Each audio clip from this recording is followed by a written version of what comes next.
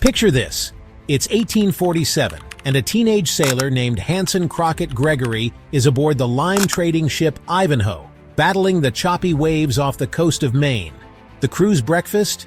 Greasy, doughy lumps called sinkers, fried balls of dough that sank straight to the stomach, often raw in the middle and indigestible.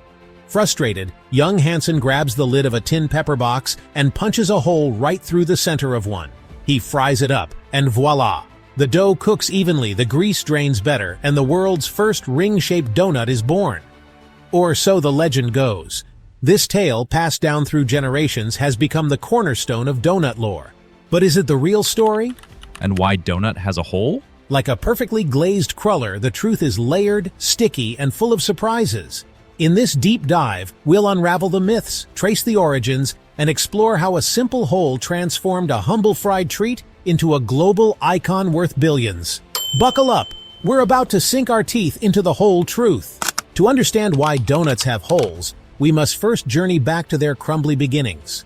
Donuts aren't a modern invention. Their ancestors date back millennia. Fast forward to the 17th century, when Dutch settlers brought olykoeks, oily cakes, to New Amsterdam, now Manhattan. These were sweet, deep-fried balls of dough, often laced with fruits or nuts. Washington Irving, in his 1809 satirical history of New York, described them as balls of sweetened dough fried in hog's fat and called donuts or olykoeks. They were dense, irregular shapes, twists, diamonds, or blobs without a uniform hole. The name donut likely evolved from dough knots or the nut-like fillings in the center. By the early 19th century, donuts had spread across America, but they had a glaring flaw: inconsistent cooking. Fried in hot oil, the outsides would crisp up while the centers remained raw and doughy, a greasy mess that earned them nicknames like sinkers or belly bombs. Bakers tried remedies like stuffing walnuts or hazelnuts in the middle, hence doughnuts, but this didn't solve the even cooking issue. Enter the hole, a simple innovation that increased surface area, allowing heat to penetrate evenly and letting excess oil drain away. But who punched the first one? That's where the stories get as twisted as an old-fashioned cruller.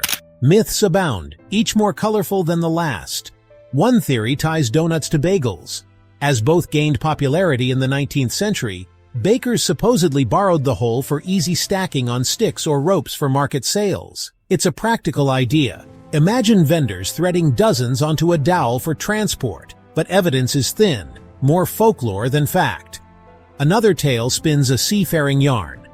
During a fierce storm, Hanson Gregory skewered his donut on the ship's wheel, spoke to free his hands for steering, accidentally creating the hole.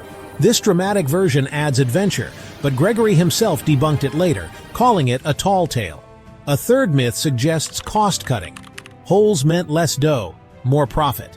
Yet historians dismiss this, noting donuts were cheap treats. Saving pennies on batter wasn't the drive. Then there's the nut theory. Early recipes, like those from Elizabeth Gregory, Hanson's mother, placed nuts in the center to mask uncooked dough. Over time, bakers removed the nuts and left the hole. Elizabeth, a resourceful New England cook, flavored her dough with spices from her son's cargo nutmeg, cinnamon, lemon rind, believing they warded off scurvy. But even she struggled with soggy centers. These myths highlight a truth. Innovation often stems from necessity, trial, and error. Now, the real story, or as close as history allows, the credit largely goes to Hanson Gregory, born in 1832 in Rockport, Maine.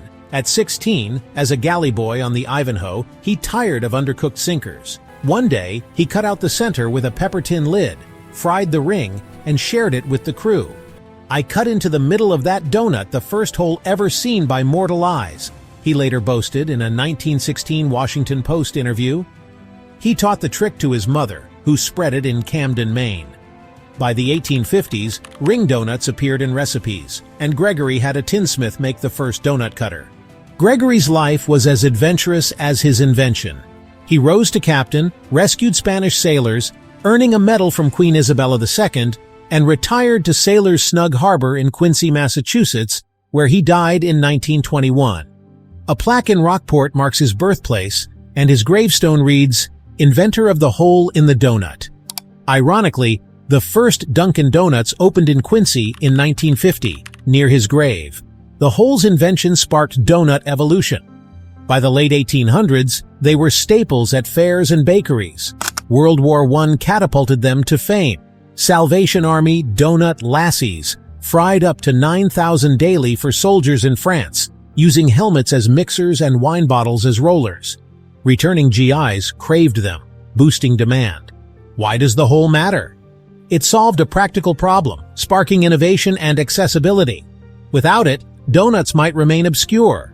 Gregory's punch or Leslie's cut turned a flaw into a feature, proving ingenuity thrives in simplicity.